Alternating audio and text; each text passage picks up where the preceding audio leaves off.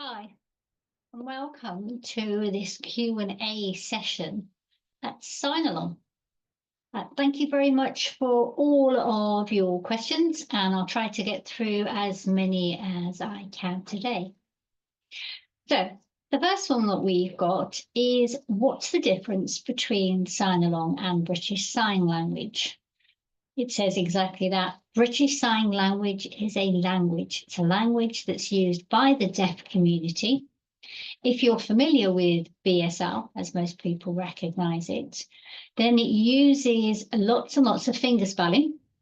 It also has chunked information, and it's also signed out of the English word order, because the people who are using BSL have a hearing impairment and not a cognitive one.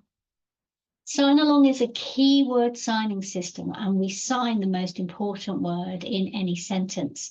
And whilst our roots are based in BSL, we look to see if there is a sign already out there in circulation using BSL.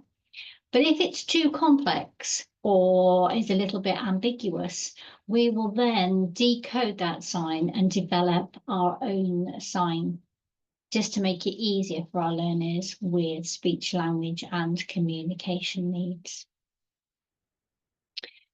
The next question is, what's the difference between Signalong and other signing systems that are about there? As I've mentioned already, there's British Sign Language, and there are other keyword signing systems like Signalong. The difference between us and other systems is we have what we call one sign per concept and one concept per sign. So in some systems, they may have this sign for doll, and then they'll add in a rocking movement for the sign for baby. But that's a little bit too close for our liking. So we have a sign for doll, and then we have a sign for baby, because they are two very different concepts. We have a sign for man, and we have a sign for daddy. But whilst all men are not necessarily daddies, they could be brothers, they could be uncles, or they could be somebody else's cousin. Who is Signalong for? Signalong's for everybody. It was originally developed for children in a special school in Kent. But having said that, we have vocabulary for babies right through to adulthood. So the very early language that you would use with the baby, we have vocabulary that you would use in a school setting. We have vocabulary for independent living, going to the bank, taking a stand.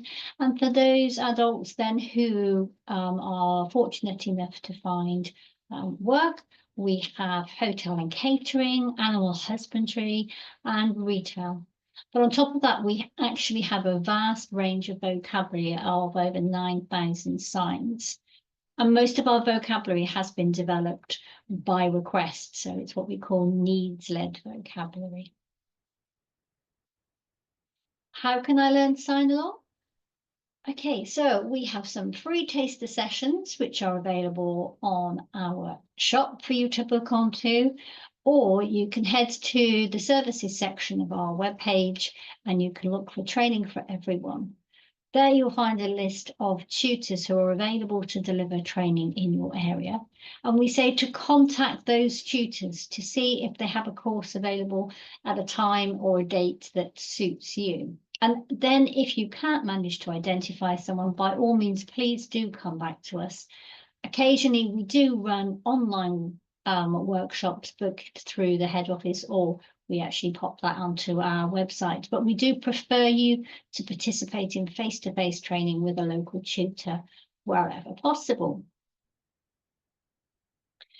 How can I support, get my school to support my son using Signalong? In an ideal situation, it's great if you can have a Signalong tutor within the school setting. That way you can make sure that Signalong is embedded across the whole of the school. You've got somebody then who can quality control and monitor the use of signing, and then embed that signing into all aspects of the school life, into all aspects of the curriculum. It's important that a child can communicate in the classroom, but also when they're out in the playground, that they can communicate with their peers. So obviously that means involving the peers in some training.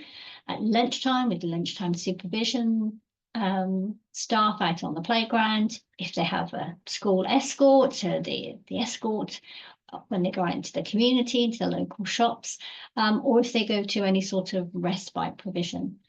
It's important that people who are using signing have the opportunity to communicate from the minute they wake up till the end of the day. It shouldn't stop at the end of the school day. Also, where possible, if you can get the use of sign-supported communication written into your child's EHCP, then that's a great start. And there's nothing to say that parents can't actually train as tutors. We train anybody who has an interest in signing, providing they have some experience, they're able to train as a tutor. So our tutors are a mix of professionals, so be that head teachers, support staff, parents, people who run after school clubs and holiday providers, etc., as well as speech and language therapists and speech and language therapy assistants.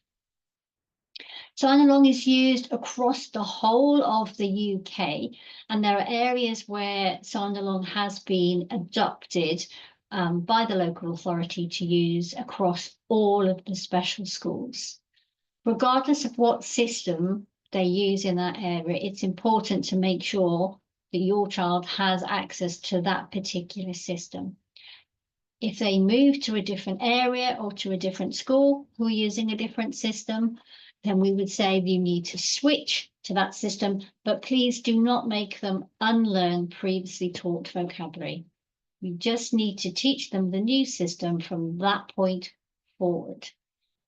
If you then are able to get them to change some of their signing to the new system, great, but please don't force them or don't accept that they are not communicating because they're using a sign from a previous system that they've had. How do you figure out a name sign?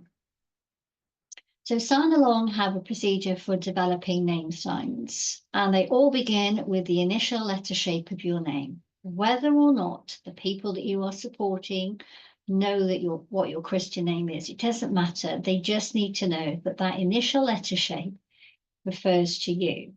And the 4 different methods are using all or part of your name. So for instance, my name is Tracy.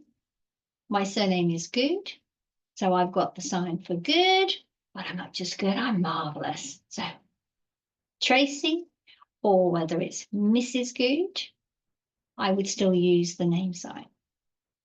The next is actually something physical about someone. So for instance, if I was to wear long dangly earrings, which you won't catch me doing, it would be the letter shape T plus the sign for long earrings. And if you're going to use a characteristic, it needs to be visible and it needs to be consistent as well. The third method is something that you know about somebody. So it could be that maybe you enjoy cooking, maybe you enjoy swimming, maybe you enjoy reading. So for instance, if I were to enjoy reading, it would be the letter shape T, followed by this. My name sign will therefore be Tracy or Mrs. Goode.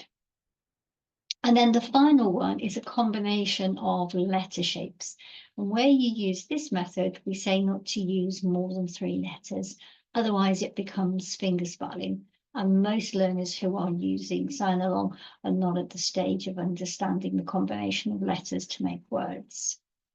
An example would be the name Sam. So you would use the letter shape S, A, and M. So it would be Sam, or it might be Sam Jones. It might be Mr. Jones. Whatever sign you use, you need to be consistent. So give it some thought and encourage the children and the service users that you support to help develop their own name sign. But please be mindful of sensitivity.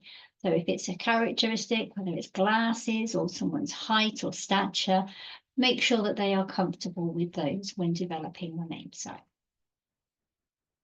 Okay, we had a request for lots of different signs. I'll try to get through as many as I can. And usually when we teach vocabulary, we would teach it using the hand shape, orientation, placement, and movement. But for the purpose of this video, I'm actually going to just provide you with the actual sign.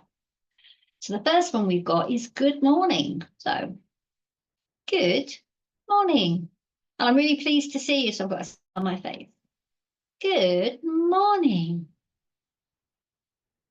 The next one is well done. So good job. Or if it's really good, then well done. Marvelous. Excellent. Happy. So again, facial expression is important here. So if I'm happy, happy. The next one is sad. So appropriate facial expression here. I'm not very happy, so I'm very sad. Sad. The next one is no, thank you. So we have the sign for no, and then we have the sign for thank you. Can I have a hug? So we've got the sign for a cuddle. So to cuddle. And it's important that you don't contact the body because you have somebody stood here. So to cuddle.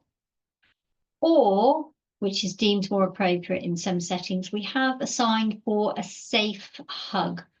So it's where you've got your cupped hand is like this, as if they're putting your hand on their back, and then you've got your supporting hand, which is held in front of the shoulder. So that's just holding somebody to one side. So safe hug. To line up to go into the classroom after break or to go into another room. This is the sign here, and it's going to make small circles to indicate the length of the queue. So to line up. You're welcome. So you're welcome. Gentle hands. We didn't actually have this sign. And then the more I thought about it, I thought I could understand the concept of where it would be very beneficial. So we've developed this sign. So we've actually got the sign for gentle. And then we've got the flat hands front of you. So gentle hands or hands down. A speech and language therapist, a very important person in the care and communication of your child. And it is actually speech therapists. And that's because they help with your child's speech. To tidy up. Tidy up. To tidy up. Ramadan. The letter shape R. Ramadan. And there are further signs available for the festival of Eid and Ramadan on our sign library. Happy birthday. So happy birthday. And if it's your birthday today, happy birthday. Good afternoon. So we've got good afternoon. Good afternoon. As I've just mentioned, further vocabulary can be found on our sign library. If you head on over to our website and look under the members area, you can sign up for an account free of charge and you get 25 lookups. So you can research for 25 signs, either using a desktop or a mobile phone, or you can use our app. We have an Android And we have an iOS Apple version available from the appropriate stores that you can download for free, and you can research the signs on the app.